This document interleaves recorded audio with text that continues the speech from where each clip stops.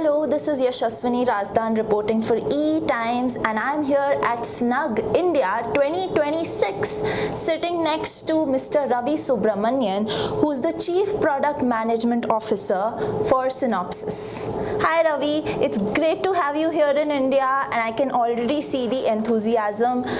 Your keynote was fabulous, and then followed by Paul's keynote, TSMC, very interesting, the hammerhead shark, amazing presentation, kept us hooked. So what brings you to, what does Synopsys have here new in India at the user groups conference in 2026? We are all talking about AI, agentic. It's been going on for a couple of years, 2 years, 3 years since then. So even in your presentation today, you mentioned about the different levels, L3, L4, and how we need to reach to L5, which is complete autonomy. So what do you have to say about that? Sure. So this is the first SNUG after we closed the Ansys acquisition. Yes. And we want to bring what the full potential of the combined companies is to share with all the engineering community in India.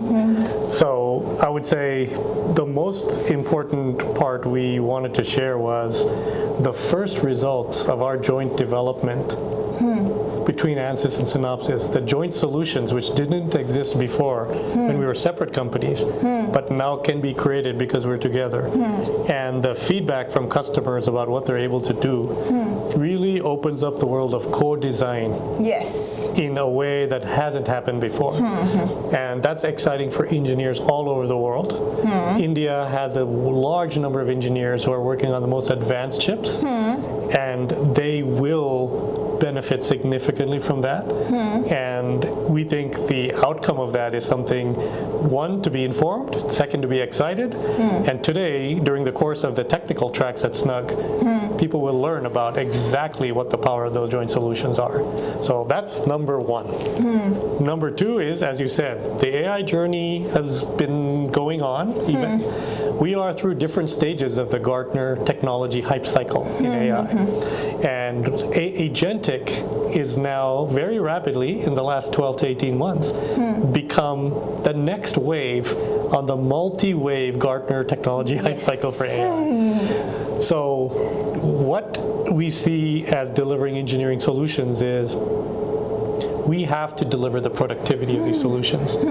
So the notion of L1, L2, L3 and defining capabilities in AI and then making sure we can have the technology behind it is, we believe, the recipe for a customer to innovate.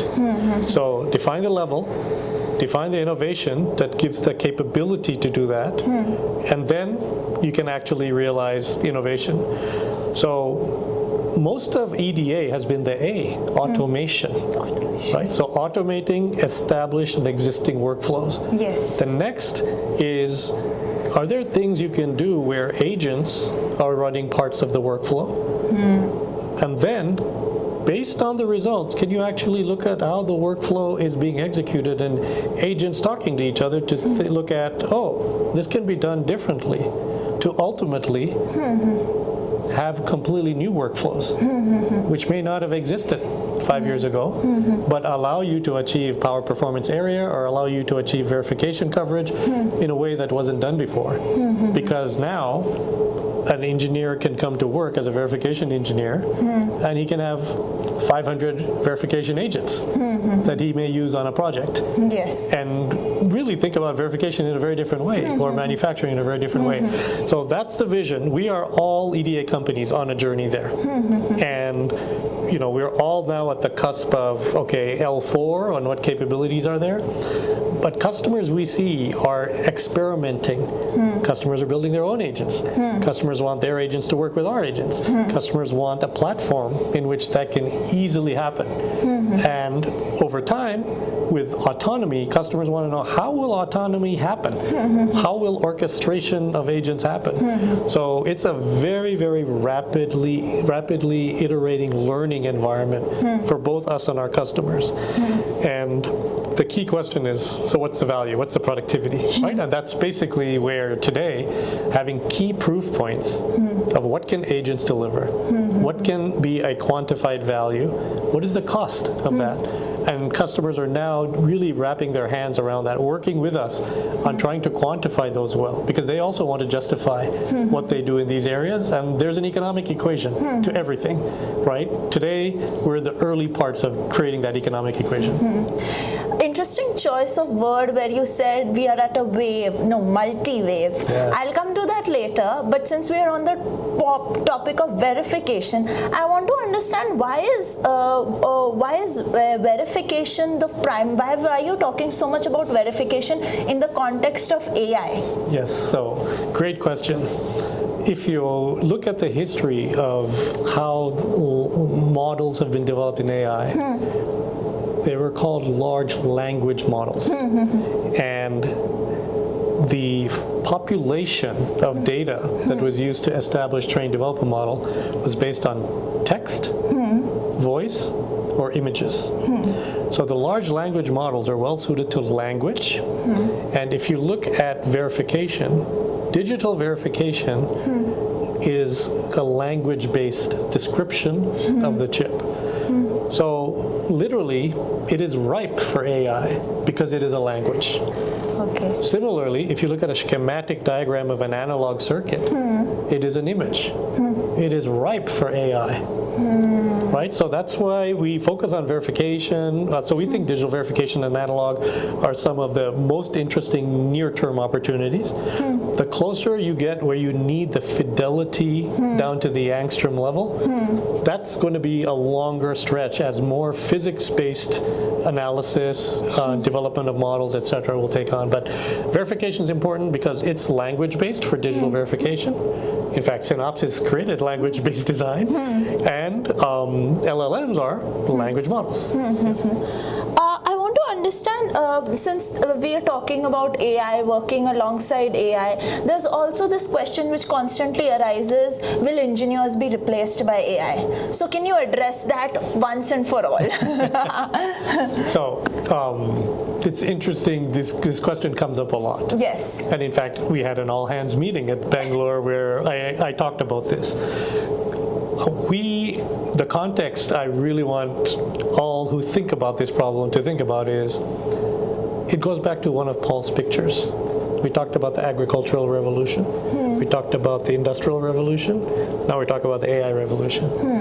In each of those revolutions, you look back about how you did things, and then you look ahead about how you did things. There are things you stopped doing. There are new things you started doing. There are things you stopped using. There are completely new products you never used before that you started using. That happened in the agricultural revolution. Industrial revolution, same thing. But actually, there are many other revolutions. In India, when electricity came to villages, it was a mini industrial revolution, because all of a sudden, when it got dark, you could have a light, you could read. All of a sudden, the things you could do dramatically changed. So when we look at AI, and I'll start with AI in general first and then EDA. When we look at AI, we can see already there's some types of tasks which AI is literally doing, and it could be done much better, much faster, people say, than a human. But now we're understanding, well, what's the cost? And the cost of AI is energy. Energy is the cost. So you can automate a task, but energy is the cost. Yes. So the equation may be very, very different in different countries. So today, for example, in China makes as much electricity in 1 year as the US plus Europe plus Japan combined. Yes. So energy to fuel AI from a cost per token point of view is much cheaper in China. So how will that equation work in China for the same task compared to somewhere else is different, right? So that's the question of which jobs will get replaced is going to be very much a function of what's the energy cost to deliver AI for that task. Then, and there will be some jobs that go away, and there'll be some new jobs that are created, and there'll be tools that existed that don't exist anymore, and new tools and new products that exist. So now when it comes to EDA, the core of your question. So in EDA, we're in the early innings. And one of the things about EDA AI is all AI to date has been trained on material publicly available on the internet. That's how all these models got built. They have scrounged every corner of the internet to get text, images, speech samples, YouTube videos, TikTok videos, right? That is feeding the beast. Yes. In EDA, there's very little out there because customers keep the data. It's very, very, very proprietary and confidential, and it's not lying around the internet for you to go to see Intel's latest chip design, Broadcom's latest chip design, etc. So the fundamental starting point for EDA and semiconductors is different in that all that data isn't out there. Yes. But the minute you walk in the door of a single company, then the data, the designs are all there. So within a company, how EDA can get used, how they decide to use models, etc., that is just starting now in terms of the trajectory. And people are really looking at how can I push the limits of automation? How can I use agents to get even more workflow automation? Ultimately, to autonomy. So, to your question, so say once and for all, we're at the beginning of this revolution. And as I mentioned, the situation for semiconductors in EDA is different than many other industries in terms of the data that's out there. So the evolution will be different and will actually evolve from a company by company basis. Okay. Right? And that means in some companies they may say, well, we really want to have 2 people per project instead of 5. How do we do that with AI? Can it be done with AI? And these are questions we hear being asked, right? People are curious. Yes. And the first thing is you have to be curious about what you can do. Then we will see that many of the people who were never using AI are starting to use AI, but the nature of their job suddenly changed. Before they would say, I have to be a verification engineer, I do this. Now I have to orchestrate these agents and basically line up these agents for all these jobs. So the nature of that job will change. Now whether the job will get eliminated or not, I would say we're a far ways from that point right now. Interesting. I want to come back to another one of your slides in the keynote. So you are advocating an open, secure, agentic AI stack that can integrate customer data, customer-built agents, and third-party models. How important and beneficial is openness compared with the building a closed, vertically integrated AI model? It's really, I say, using the rule of the Lord gave us 2 ears and 1 mouth. Yes. So listen to our customers. Listen to who is using our tools to accomplish what. They are using Synopsys tools and other companies' tools together. Yes. They have their agents, and they want to use Synopsys agents and their agents together. They also want some third-party companies who build agents to also work in. So for us, a very important thing to constantly test and validate and listen is, how are you thinking about using AI? Because that drives the requirements of what they need for AI. And that drove the open, because of what they want to be able to do, and the secure, which is they have their data. They want to make sure that their data is protected, that they want to make sure that the learnings of a model that they use are protected. That starts giving us a set of requirements about what we need to build. So the platform, open and secure, are key words which are very important to align what's the customer's requirement. And you can be you have to do everything, with one set of tools in one environment. Virtually no customer of ours is using only Synopsys tools and nobody else's tools. Because they want to build the best in class and see what they can achieve themselves in the most optimum way. For several customers, absolutely a full Synopsys flow makes sense. But for many customers, they want to really assemble what the solution is. The more sophisticated semiconductor companies, the bigger top 10, top 20, want to build their own. Right? Some others want to give me something I can quickly use. Right? And so if we are looking at the future, my cardinal rule to all our product management team, right? listen. Because how the customer is thinking about using AI is constantly changing right now. So a view we may have at time zero can change 3 months from now, and we're seeing it in AI. In some cases, we see technologies created. By the time they go to market, the market technology has already moved. So Yes. and we have seen that and lived that early in the AI verse. And so it becomes a very, very key thing for us to listen, put your ear on the ground, because AI is evolving so fast. In Paul's presentation, he mentioned he was talking about the A14 and NanoFlex, and he briefly mentioned that we've collaborated with Synopsys regarding this. So could you elaborate and talk about what role did Synopsys play in working with such an advanced node, the EDA workflow? How was it different from a regular legacy node? Sure. So in an advanced node, there's a lot of pathfinding. Yes. Right? Whereas in a C node, it may be, there's innovation, but it's how do you really cost down? What's the innovation in cost down as opposed to creating something? So because of Synopsys' role in the EDA ecosystem in terms of developing tools so customers can design, in terms of making IP ready for customers to design, Synopsys and TSMC collaborate very early on.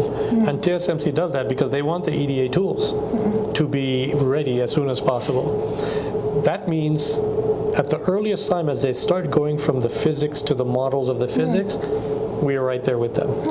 And you can think of, first you want to know the physics of how you build the transistors. Yes. Then you want to understand how do you build circuits out of transistors, digital circuits and analog circuits. Then you want to say, how can you build subsystems out of those circuits? And then ultimately, how can you build chips out of those subsystems? As you go from each point, the problem changes. What you need to guarantee to the customer changes. So in an advanced node, a new node coming out, there will be specific power, performance, and area targets that TSMC would want to achieve. And the beginning of the collaboration begins with at the physics transistor level to these steps I mentioned. And we need to create test cases together with them. We need to push them through the tools. We need to share the results out of the tools. And it's a joint, it's very symbiotic. We improve the tools for the node, and then they take a look at the node and say, okay, here's what we need to do to be able to achieve the PPA. We cannot do it alone. We have to do it with each other. And TSMC has recognized that since day one, that they need to enable customers on the process. And that means we have tools and IP that must be ready. Otherwise, the process will be ready, but there's no enablement, right, of the customers. Yes. How has Ansys, with Ansys by your side today, 1 year later on, how has that impacted this advancement of EDA tools working with, advanced nodes? Paul spoke about multi-die architectures. So where does Ansys come to play in that? So Synopsys and Ansys have been collaborating as separate companies with each other for about 8-9 years before the acquisition. And that collaboration was originally driven by TSMC. Yes. Oh, okay. And it had to do with people want to sign off a chip, but they also want to look at IR effects. Yes. They want to look at electromagnetic effects, etc. But the whole history of the Red Hawk, Apache, Ansys evolution, right? That whole was something which existed before. Now, with the companies together, the main thing I would say is, I mentioned building a chip now is not about building one plane, it's building a building. And Paul also talked about building a city. Yes. What used to be second and third order effects, for example, structural was a second or third order effect, or electromagnetic, is now becoming first order effect. Okay. And a good way to think about it is a wire when the signal may be at 100 megahertz. Okay. The minute you go to 2 gigahertz, it starts becoming an antenna. So that's an example of going from second order effect to a first order effect. If it's behaving as an antenna, then there's electromagnetic interference on other signals. Yes. So what's the signal integrity? because of the electromagnetics. So with Ansys, together, most of the problems that are showing up as you move from 2.5D and 3D are problems that are really associated with many of these second-order effects being first-order effects: thermal, mechanical. Mechanical warpage of the chip affects the electrical properties because the atoms move. That changes the electrical property of the die. Okay. So that changes the performance of the circuit. Okay. Right? So that's another example. And then the last one is, the typical chip in a mobile phone is about 8 to 10 watts. The chip in a data center is 4 kilowatts and growing. Okay. So thermal and the behavior of thermal, not just how much performance dissipation, but the impact on the environment, as heat gets concentrated so much in these systems, it affects the reliability and performance. If the chip cannot be shut down for 7 years and it's sitting in that environment, right, how do you analyze that and simulate that to make sure it can be as reliable as possible? Right, so there's so many more problems that were never relevant before because they were second and third order, and now you cannot ignore them. So that's why we say sign-off. It's all aware sign-off now. You have to be aware of electrical, thermal, mechanical, right, electromagnetic in order to sign off a chip, which was never the case, right, 5 or 10 years ago. Thanks a lot for explaining with examples where you can see simulation play a role in chip design. You've made an announcement was made yesterday. A certain set of solutions is available for customers. So could you tell us about that, since we were talking about multiphysics earlier? Sure. So earlier this year at our Converge conference, right, we announced what are going to be the first joint solutions. Now that was hard work over a 8-month period with R&D teams, really looking at what are the highest value problems we are hearing about, and what can be a meaningful difference. And it was a very, very intensive process. We have ideation, and then we want to actually have validation with customers. So we don't have a product about it yet, but we're seeing this as the high, these are the problems we're solving. Get a validation about that. Then here's how we're thinking of solving. Get validation about that. Then here's what we think the benefit will be if we solve it this way. Get validation about that. Many ideas were thrown out. Some were deemed we can't do it in the time frame we're thinking. It's much larger research component than where we are today with the technology. But that resulted in the 4 first joint solution products. Okay. The announcement we made is we're not ready to sell them. Because we worked with the customers who were in that release to really understand the validation, so actually using the technology on real designs, quantify what are we actually delivering, and if we are, and you will see Synopsys as a company, we really want the customer to speak to the value of what is there. It's our technology, it's their innovation, and that constantly comes back into the company about how do we want to talk about what we have. It's really customers. So the NVIDIA, Cisco, Samsung, St. Chips, they all have been using these joint solutions in different areas with real designs to work with us to validate it, because they were also excited about the joint solution. So what we announced were those 4 joint solutions, their availability, some proof points about what customers are seeing on real designs, on specific technology nodes, and essentially, we did what we said we would do.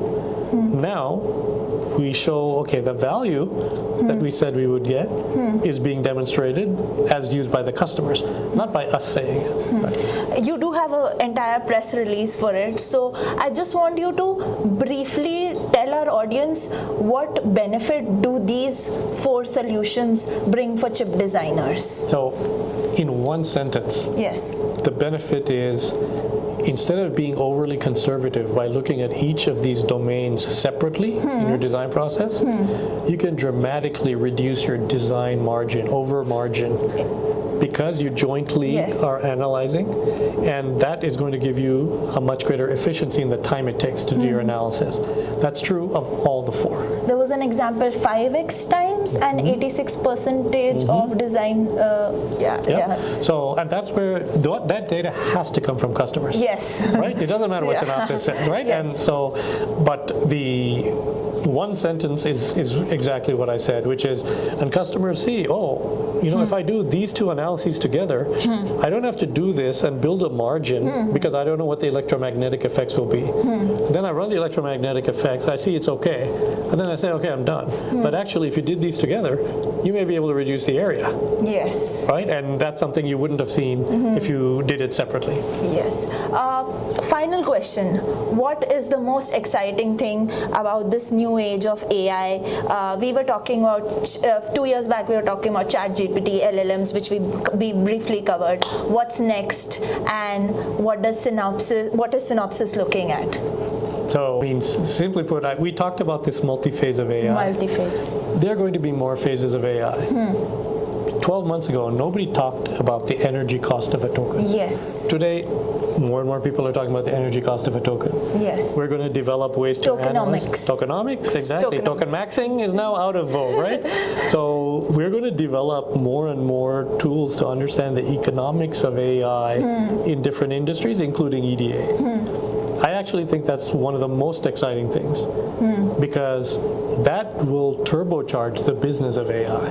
Once the economics is understood, then people build business models based on those economics, right? And today we have all read, companies where people are told, go use AI. Yes. And then they got a bill for $100 million, $50 million, or whatever for token maxing and writing on token maxing. And then they go, well, was it worth it? What productivity did we get for it? So we're at the phase, which is common in many technology revolutions, where people are still trying to understand the economics. Paul gave the example of AC versus DC current. Yes. Right? What was the status then? And because there were no good DC-DC converters, the cost of DC-DC conversion was very, very high. Right? And that really made the call at that time. It's a different story today. And that's why many people say, Tesla should have won. But actually, at that time, that was the case. So the same thing today. Economic model, what's going on right now, the next wave is really understanding clearly more the economics of AI and agents. Yes. And that is going to drive and fuel the business. So the innovation in terms of new agents, capabilities, the technical innovation is going to rapidly continue. The business innovation is what we're really looking forward to. So at Synopsys, as an engineering company, right, we're in the technology of business. At the end of the day, if customers can innovate, then they'll say there's a value to the technology. It helps them do that. So, but you need the economic equation, right, for that. Well, it's been great talking to you. Thanks a lot for this conversation. Thank you.